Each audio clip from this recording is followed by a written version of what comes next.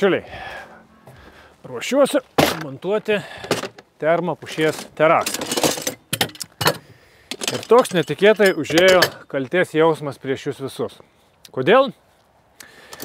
Apie visas kitas terasinės rūšis esu padaręs labai detalius video. Aliuminis karkasas, nuo A iki Z, viskas vienam video. Vakuminiu būdu impregnuotos pušies terasa, nuo A iki Z, viskas. Bet apie termopušį yra daug video, daug teorijos, bet jie visi yra išmėtyti per atskiras dalis. Ir kad viską surinkti į vieną, jums reikia pakankamai pavargti. Ta aš matau iš jūsų klausimų gausos, skambinimo arba rašo. Ne, tai va, pagalvoju, kad ko gero šiandien yra pats tas metas, kada aš galiu savo kaltę išpirkti ir pilnai papasakoti vienam video su gyvu pavyzdžiu viską, ką žinau termopušies terasą. Taigi, bičiuliai, įsitaisom patogiai, su jumis Saulius Venslauskas, išskirtinės terasos jūsų namams. Šiandien kalbam apie termopušies terasą. Gerai, prieš neriant į termopušies paslaptis, norėčiau pradėti du dalykus. Vienas, tai yra visos medžiagos šitam projektui atvažiavo iš MDS terasų. Tai yra poliai, karkasas, gumos, viskas, išskyrus vieną dalyką, tai yra tvirtinimo varžai konstrukcinė iš Fischerio. Tai va, tai šios rubrikos partneriai mūsų MDS terasos ir Fischer tvirtinimo varžtai. Ir antras dalykas, iškart išsiaiškinkim, kas tai yra termopušis arba terminta mediena, nes mes ją labai dažnai maišam su deginta mediena. Taigi, pradėkime nuo to, kas yra deginta mediena. Deginta tai yra atvira liepsna, apdirta medžios paviršiaus, tas gavęsis pelenas yra nuvalomas ir tada nualyvuojama. Tai čia gaunasi deginta mediena. Jos vidus iš principo lieka nepaveiktas, kaip matot, jis tik tai apsidirba paviršius. Ir tai duoda tą, kad medienos paviršius sunkiau įgeria medieną. Iš principo užkonservuoja, toks senovinis konservavimo būdas, plus ją apdirbus, užalyvavimus gaunasi gražus estetinis vaizdas. Terminta mediena kiša į kameras ir jas kaitina 190–215 laipsnių temperatūrą. Iš jos faktiškai visiškai pašalinam drėgmė ir tada koncentruotų vandens garų pagalba ją terminą apdirba, praktiškai jinai tampa negyva lenta. Ką tai duoda? Pirmas dalykas tai yra metų stabilumą. Tik tai visi maišo, kad jeigu termo, tai visiškai nesukioja. Ne, jinai sukiojasi, jinai deformuojasi, bet lyginant su gyva mediena, nežymų šitie dalykai. Antras dalykas, pašalinama visa celiuliozė šito apdirbimo metu. Tai reiškia, tiem visiems grybam, sporom nėra ką valgyti ir šita mediena nepūva. Trečias dalykas, jinai nesisakuoja, nes visi sakai yra išdeginami. Tas yra labai aktualu šiai dienai, kai mūsų vasaros karštėja. Ir labai daug gaunu nusiskundimų, kad sudėjau degintą medieną, sakuojasi, sudėjau rojalį, sakuojasi, sudėjau pušį, sakuojasi, aižė, deformuojasi ir visi kiti negeri dalykai. Taip, gyva pušis, kaip jinai bebūtų apdorota, jinai nuo karščio turi tuos šalutinius efektus. Termopušis nereaguoja, jinai yra stabili, jinai nesisakuoja ir jinai kur kas ilgiau atrodo graži. Kai pradėjau apdirbti, man labai gąsdino termopušies vienas iš didžiausių minusų, kad jinai yra trapi ir minkšta. Bet jeigu, pavyzdžiui, pastebėsit, kad čia yra mano konsultacijų lentelė ir aš kiekvieną kartą eidamas į konsultaciją vis pabraižau, kad žmonės matytų ir suprastų, kad tai yra tikrai minkštas gaminys. Matydamas, kaip tos termopušies terasos eksploatuojasi, kaip jos atrodo po 5, 6, 10 metų, tai yra tikrai kur kas geresnis vaizdas negu gyvos pušies. Ir tas jos minusas minkštumas tikrai atperka visus kitus pliusus, ką jinai duoda. Tai yra estetika, grožis, stabilumas, ypatingai gerai, kas nori susidėti ir pamiršti. Bet šiai dienai po 6 metų gilinimosi į terasas, jų specifiką, matydamas senas termopušies terasas, ardydamas jas, aš galiu pasakyti, kad Lietuvos sąlygomis tai yra pats geriausias minkštos medienos variantas už tikrai prieinamą kainą. Todėl šiai dienai, kai sako, nori kažko paprasto, nebrangaus, termopušis yra pats geriausias pasirinkimas, turint omeny, kad jos teorinis tarnavimas 50 metų, fasadam duoda 30 metų, nieko chemiškai neapdorojus, o terasose 15–20 metų jos gali tarnauti, bet visada konsultuoju, kol neturit gerbūvio darbų padarytų, termopušim geriau neprasidėkit, nes jeigu bus visur purvynas, akmenys, tai ir ypatingai turit mažų vaikų, šunų, jinai labai greitai nusidrengs ir praras savo prekinę išvaizdą, jums dar nepabaigus savo namų remonto darbų. Dabar pakalbėkim apie karkasą. Kokį karkasą reikėtų dėti termopušies terasiniai dangai? Dabar, kaip sako gamintojas, Feng Shui termomedis, antra pagal Feng Shui termomedis aliuminis, trečias termomedis klijuota mediena, termomedis gyva mediena, kaip šiuo atveju, vakuuminiu būdu impregnuota pušis arba dar blogesnis variantas gyvas maumedis, tai yra chaltūra. Kodėl gyva mediena yra chaltūra? Lentos ir karkaso deformacinės savybės, jos reagavimas į šiltą, šaltą, drėgną, sausą, deformacijos turėtų būti labai panašios. Termomedis ir gyva mediena reaguoja visiškai skirtingai. Šitas nuo karščio džiūsta labai, deformuojasi, labai visukiojasi, visutraukiasi ir tai paveikia terasinę lentą. Ir kiek aš vasarą sulaukiu tokių skambučių, kad Sauliau man sudėjo nekokybiškas lentas, sakau, kodėl, jos visos trukinėjo, čia po žiemos. Dažniausiai klausiu, koks buvo padarytas karkasas. Ir praktiškai visada atsako, kad tai yra gyva mediena. Kodėl deda gyvą medieną? Dėl to, kad tai yra pigiau. Nes pavyzdžiui, čia 5,5 € už bėginį metrą, čia 6,5, čia yra 2,5. Tai vienintelis variantas, tai yra jums reikia kuo pigiau, bet norit, kad nesisakuotų, ne? Tada taip, dedant termo šitą, bet tai yra visiška chaltūra, visiškai ne vadovėlis ir jūs galit po pirmos žiemos turėti jau sutrukinėjusią terasą. Gerai, kalbėkim dabar apie šitos du Feng Shui variantus. Aliuminį dažniausiai deda ten, kur nėra aukščio. Pagal kainą, kaip matot, 5,5–6,5 nėra aliuminis, kad būtų ženkliai brangiau. Dėl to dėti aliuminį, kad jisai ten tarnautų, nėra prasmės. Kaip sakau, stogai neturim vietos, nes dažniausiai 92 arba 142 naudojam. Aliuminį mes galim su 23 ant stogo susisukti. Kur aš matau dėti prasme aliuminį karkasą ar termopušies lentą, tai yra, kai žmogus tiesiai šviesiai sako, termopušis nėra mano idealas ir aš po 5–10 metų tikrai norėsiu tas lentas pakeisti. Tada sakom taip, jeigu yra biudžetas, už kurį galima sudėti aliuminį jau dabar normalų karkasą, padarom šitaip, o lentas po kažkiek metų jūs pasikeisit, nes karkasas tarnaus jūs tikrai labai ilgai. Tai va, tai kalbėkime apie tuos variantus, kas yra dažniausiai darosi tokios terasose. Tai yra naudojamas arba 142 aukščio, arba 92. Aš asmeniškai labiau mėgstu klijuotą, 2,42 ant 92, 2 suklijėjau brūsus. Tokiu būdu aš turiu mažiau reikalingą aukštį karkasą.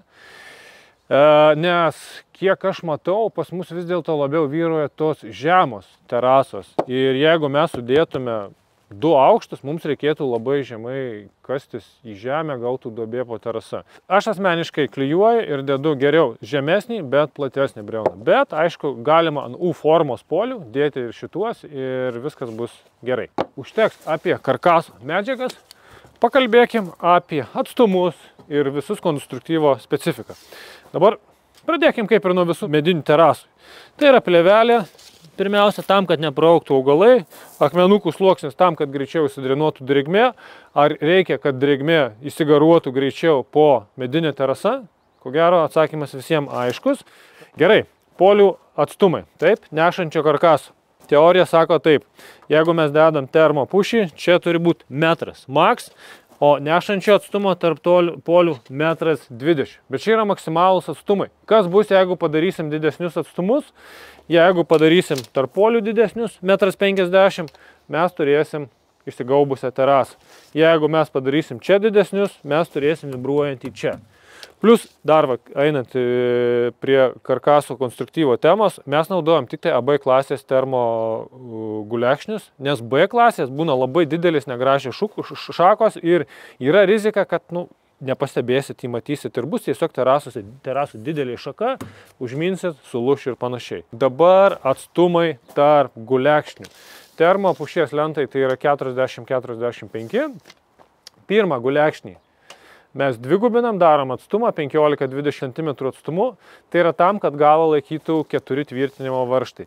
Nors termo mediena kaip ir yra negyva, jinai mažai deformuojasi, mažai plėšasi, bet kiek aš matau iš senų terasų ir kur tik tai vienas gulekšnis pas didelį atstumai, šitie galai būna kur kas labiau sutrukinėję, suaižę. Tai yra tikrai nėra brangus papildymas, bet jis tikrai duoda, kad galai išliktų kur kas stabilesni. Prie pastato mes darom tą patį, tai yra pats galas, šiek tiek mažesnį atstumą darom. Labai dažnas klausimas, kaip padėti terasos lentos galą ant palangės. Tai šiuo atveju mes naudojam, kaip matot, 23 mm aukščio aliuminį profilį, dedam jį ir lentą dedam būtent ant jo. Guliakšnių jungimas.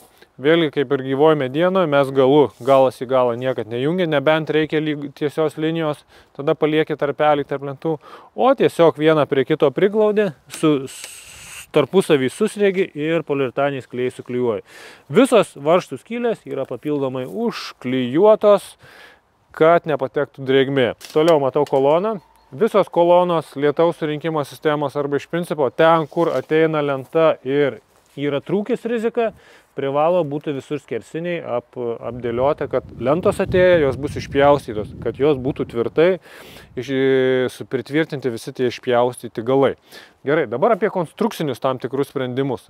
Pradėkim nuo rėminančios lentos. 90% mano terasų užsibaigia rėminančią lentą. Kaip suformuoti taisyklingai šitą karkasą? Tai yra tas variantas kopėčios, ką aš siūlau.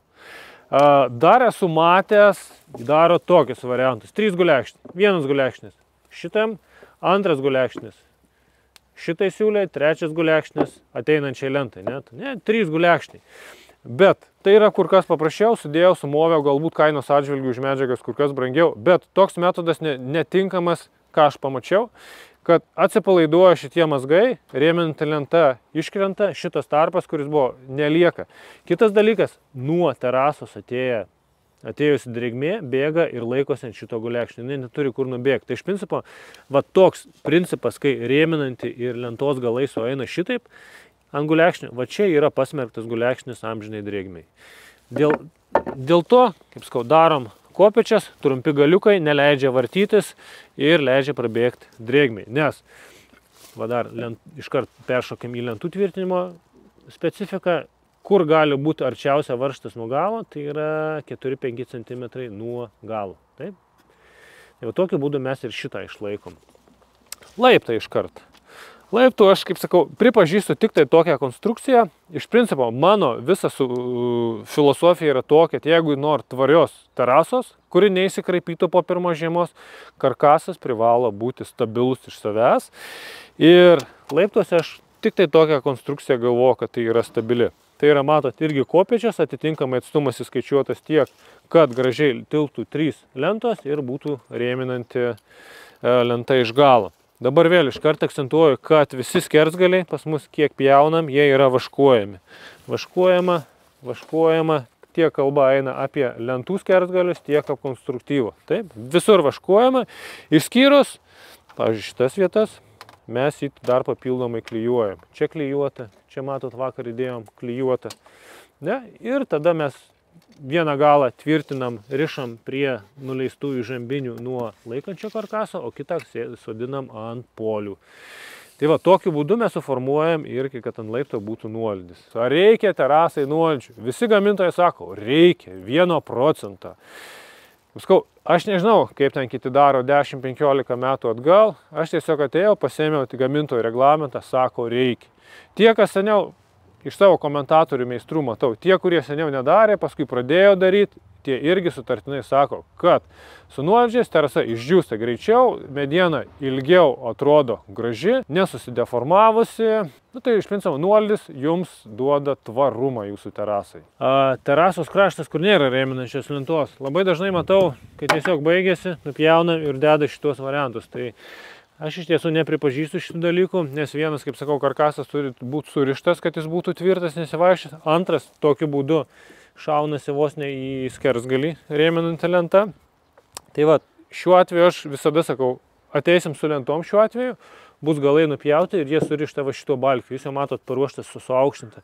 Tai yra vienas dalykas, visada darau freimą dėl to, kad terasas neturėtų galimybės vaikščioti, skėsis būtų stabilus. Antras dalykas, pas mus labai daug terasų yra, kurios yra aukštas, jos turi šonės lentos, eina į šešėlinę zoną. Tai yra viena šitaip, o kita būna atitraukta 45 mm atstumu. Tai aš tam, kad šitą suformuot, aš turiu turėti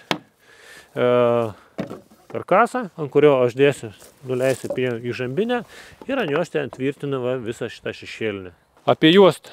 Taip, ar reikia terasai juostą dėti? Iš principo sako, jinaigi nepūva ir drėgmė sunkiau įgeria ir panašus dalykai. Dėl girgždesio. Dėl girgždesio ir drėgmės taip dedam. Vat grįžtant dar prie klijavimo. Klijavimas medienos eliminuoja girgždesį, nes labai dažnai būna mediena atsipalaiduoja, vaikštot, pradeda girgždėti. Pakalbėjom apie karkasą, konstruktyvą, dabar pakalbėkim apie visus tvirtinimo elementus, ką aš ten visus paminėjau.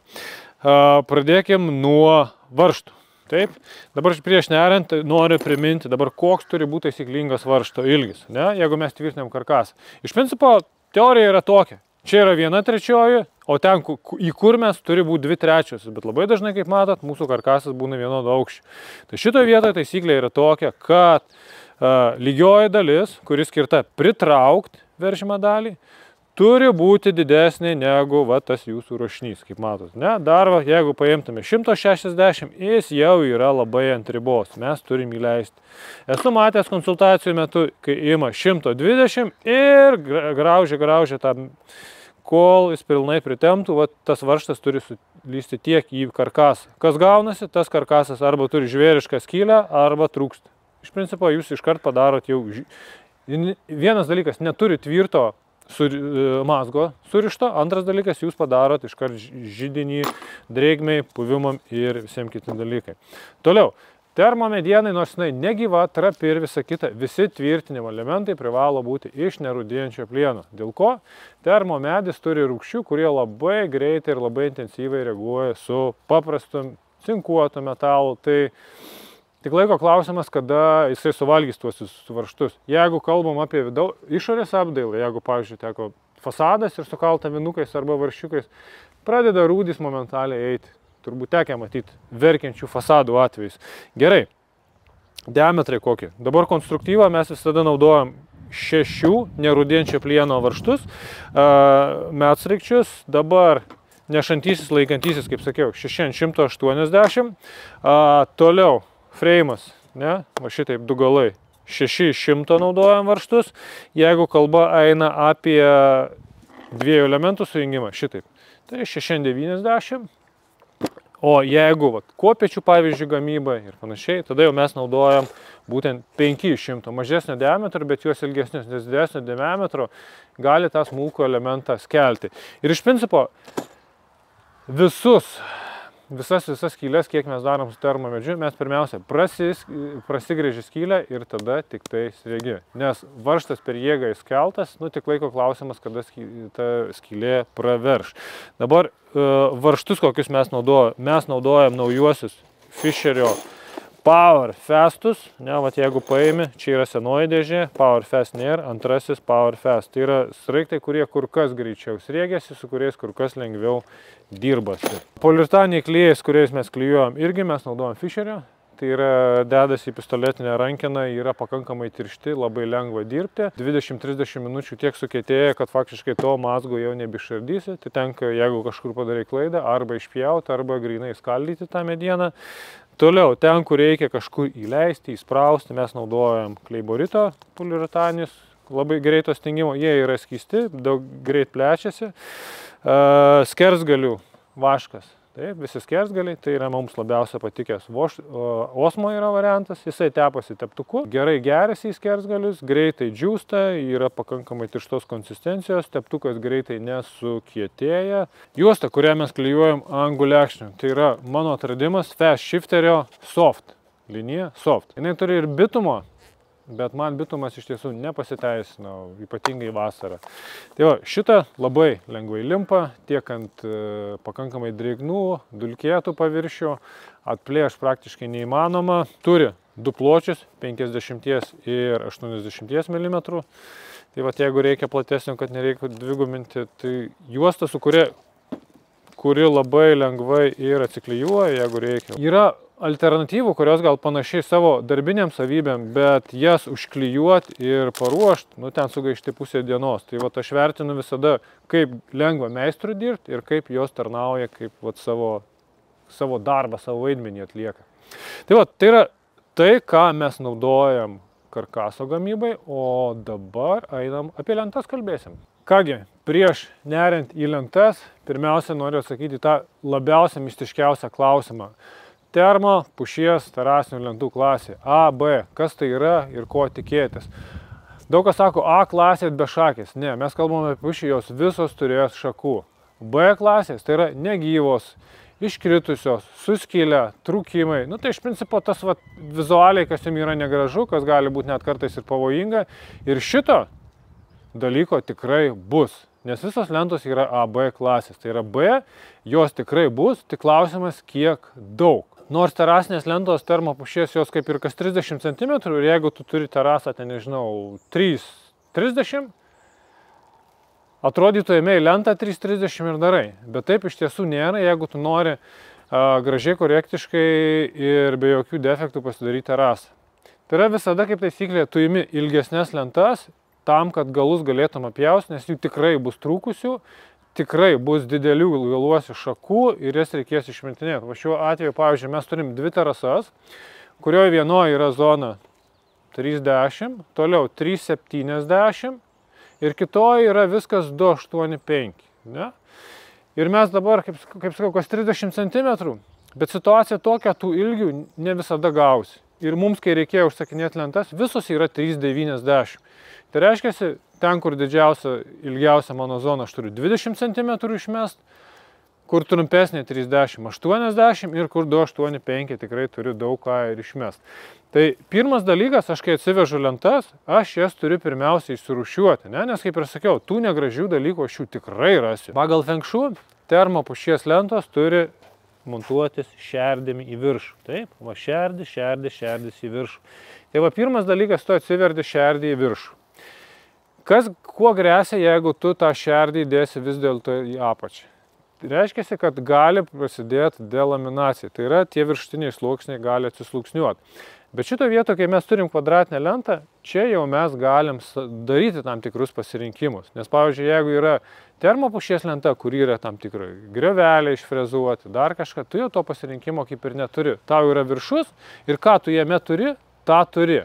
Šiuo atveju tu kaip ir gali apvers lentą ir ieškoti gražesnės pusės su rizika, kad prasidės ta delaminacija. Bet kiek aš su žmonėm bendrauju, tai šito dalyko nepastebėjo. Atsirinkom ilgiausius ilgius. Taip, tai va, 3,70 pirmiausia. Čia susidėliojom, kaip sakau, pirmiausia sudėjom visas gražiausias.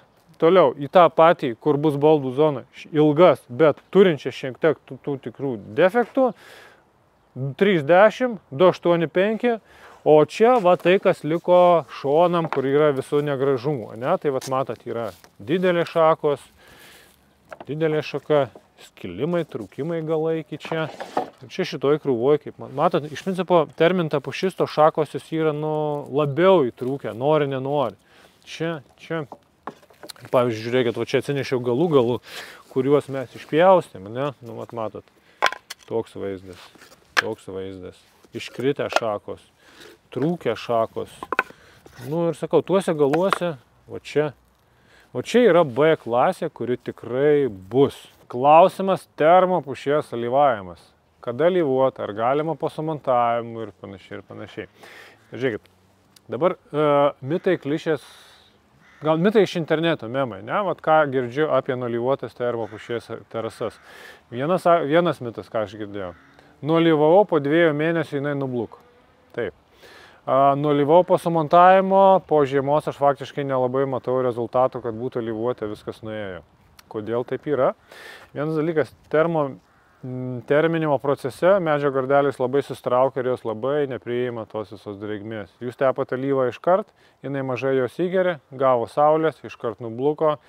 Tai iš principo po lauko sąlygom alyvuot, tai yra geriau negu nieko, dėl to, kad neįsigers purvai. Antras dalykas, ką sako ekspertai apie alyvavimą. Taip, jie sako, kad yra, kaip sakau, tas sluoksnis yra uždėtas, užgelažintas nuo visų ir jinai tikrai labai blogai įgeria drėgmę. Tai jie rekomenduoja, sako, jūs palaukite 2-3 mėnesius, kada saulė nudegins tas poras ir jos kur kas priims geriau alyvą. Ir iš tiesų aš turėjau vieną terasą, kur mums reikėjo daryti pergolę. Ta terasa buvo 2 metai nieko nelyvuoti, jinai buvo visiškai pilka, rumšiškės, kaip aš vadinu. Ir žmogus sugalvojo po 2 metų nualyvuoti tamsiai pilka spalva ir mes, kai atvažiavom daryti nuotraukų po 9 mėnesių, jinai atrodė kaip nauja. Tai iš principo mes turėjom terasą, kurios poros buvo jau 2 metai deginti ir ten buvo kaip skobeliko tik tai nuplaut ir jos tikrai daug prisigeria alyvos. Tai iš karto alyvuot, kaip sakau, dėl purvo. Aišku, mes kai darom, kaip montuojam, šiuo atveju pats užsakovas nusialyvavo, nes sako, aš 1000 kvadratų prisialyvavęs ir man čia yra labai atgaiva. Kai tu turi galimybę iš 4 pusių nualyvuot, čia jau yra feng shui.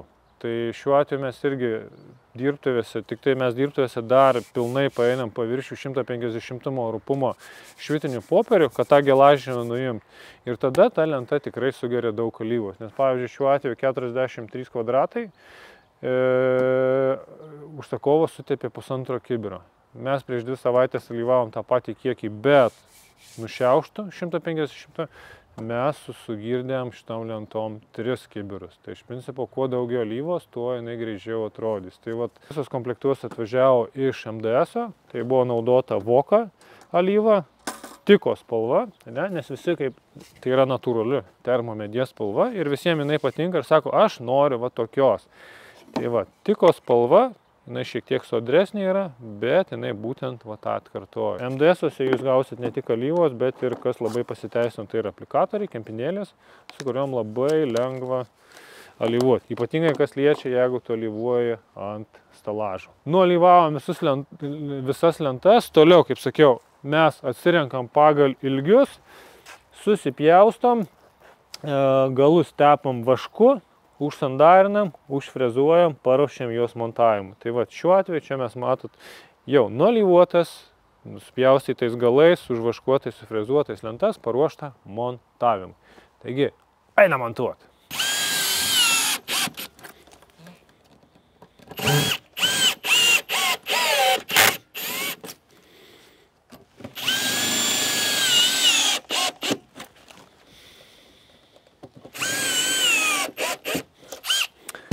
Kągi, smagiausia terasos gamybos fazė – lentų montavimas. Tai va, termo lentų montavimas. Iki šiol mes būdavo ir man labiausiai buvo pasiteisinęs klipsais tvirtinimas, bet tais klipsais, kuriais aš tikėjau šiuo metu, kaip sakau, jau iš rinkos jų nebėra. O dabartiniai sprendimai man nepatinka, nes vis dėlto tas klimatas karštėja. Ir pietiniai pusėje ypatingai gavosi terasa labai kaitros didelės, jie susitraukia ir būna taip, kad tie klipsai įsimauna, atsipalaiduoja, barška ir visi kiti dalykai. Tai va tai, kol nebuvo šitų fast shifterio varžtų šoninio tvinio su grašteliu, kamo irgi neveikia, nes kamo yra bukas varžtas ir jisai skeldavo termolentą. Į gyvą pušį viskas gerai, buvo gražu. Tai va, šiai dienai klipsų tokių, kad tikrai būtų patikimas mano akim sprendimas nėra, bent mano akiratį nepapuolė. Ir geriausia pasiteisina ir kiek bendraujam su meistrais, kurie jau seniai šoninį tvirtinę, jie visi vienareikšmiškai šoninis tvirtinimas su grašteliu.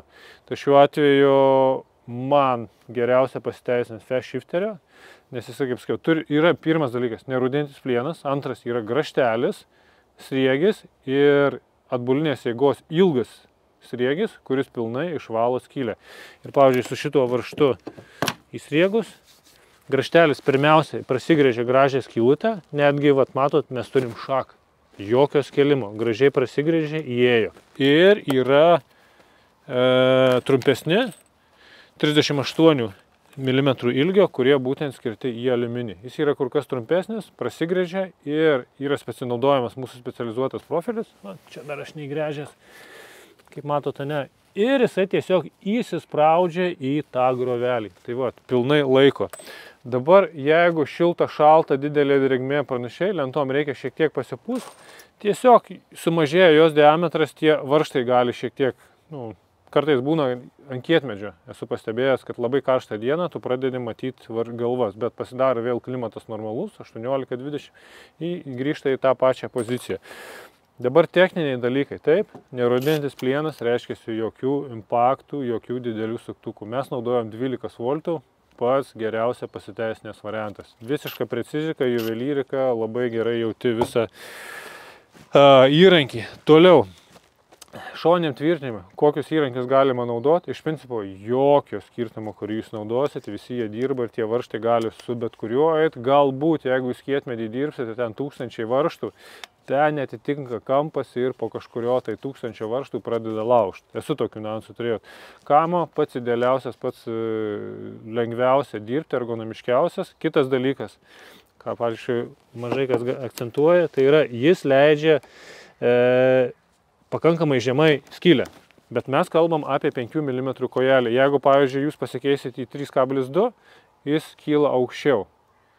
Ne? Jeigu į 1,6 pasikeisite, tai iš vis faktiškai jūs iš viršaus žiūrėdami, jūs matysit nugremžtą kantelį. Tai iš principo 5 mm dedi tarpelį tarp lentų, 5 mm kojelė įsidedi ir labai tobulai viskas eina. Va dar žiūrėdamas impaktą prisiminiau apie konstrukcinę dalį, ko aš jums nepaminėjau, su konstrukciniais varžtais irgi. Tik tai suktukai, jokių impaktų.